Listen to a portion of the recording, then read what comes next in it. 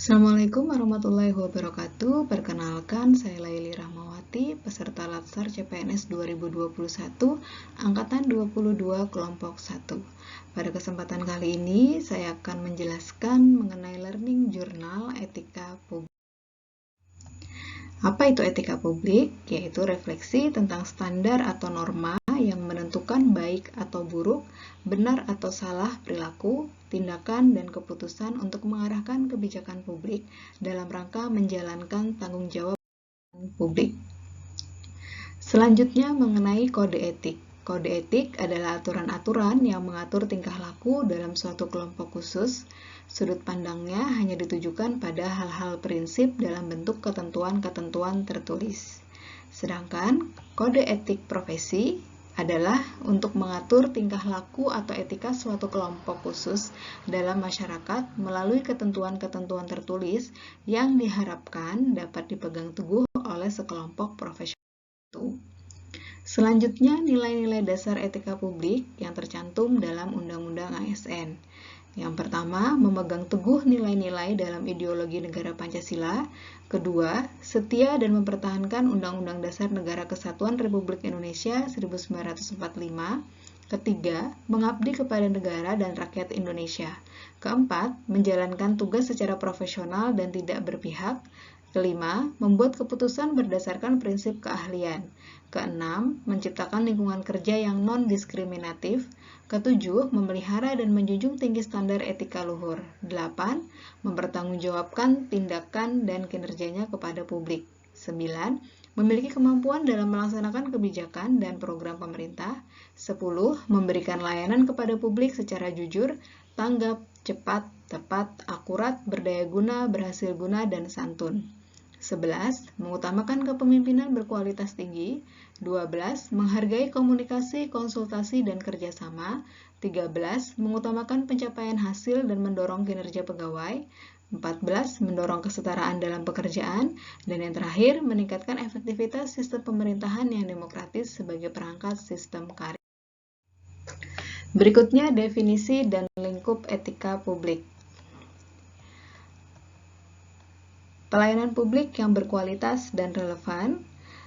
Kemudian sisi dimensi reflektif sebagai penimbang dan alat evaluasi.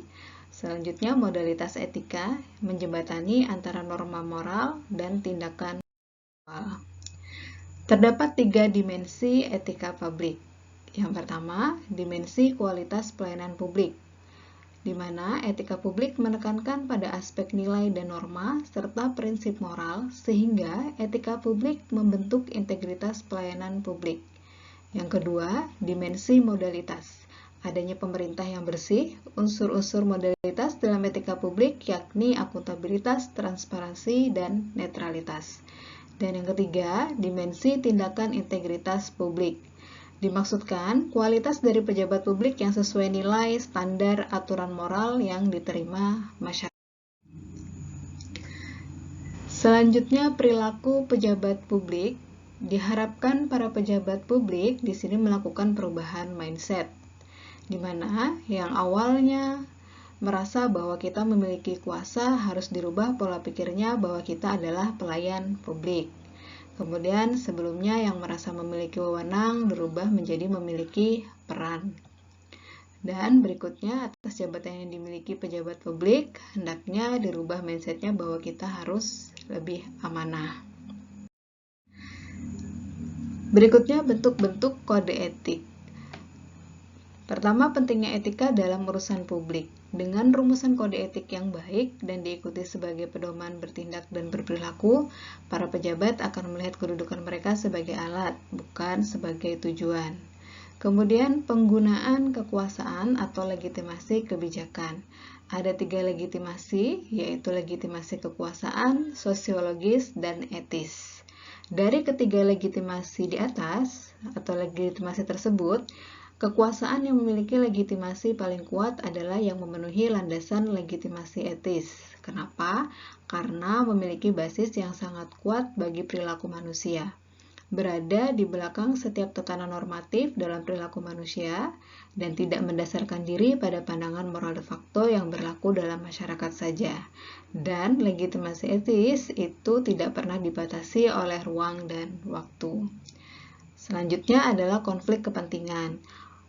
Konflik kepentingan ini adalah situasi di mana seorang penyelenggara negara yang mendapatkan kekuasaan dan kewenangan berdasarkan peraturan perundang-undangan memiliki atau diduga memiliki kepentingan pribadi atas setiap penggunaan wewenang yang dimilikinya. Nah, ini akan berakibat pada penyalahgunaan kekuasaan, pengerahan sumber daya publik yang kurang optimal, dan peningkatan kesejahteraan rakyat menjadi terabaikan. Implementasi nilai dasar etika publik yang bisa saya terapkan dalam lingkungan kerja. Yang pertama, datang ke kantor tepat waktu. Kedua, menghargai perbedaan pendapat dalam pengambilan keputusan pada saat rapat berlangsung. Ketiga, bersikap baik dan sopan kepada sesama rekan kerja dan menghindari konflik.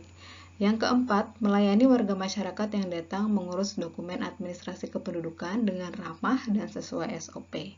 Dan yang terakhir, mendiskusikan terlebih dahulu setiap laporan yang akan dibuat, baik ke atasan maupun subbidang yang menangani setiap program kegiatan. Nah, demikian pemaparan singkat mengenai nilai-nilai dasar etika publik. Semoga bermanfaat. Terima kasih. Wassalamualaikum warahmatullahi wabarakatuh.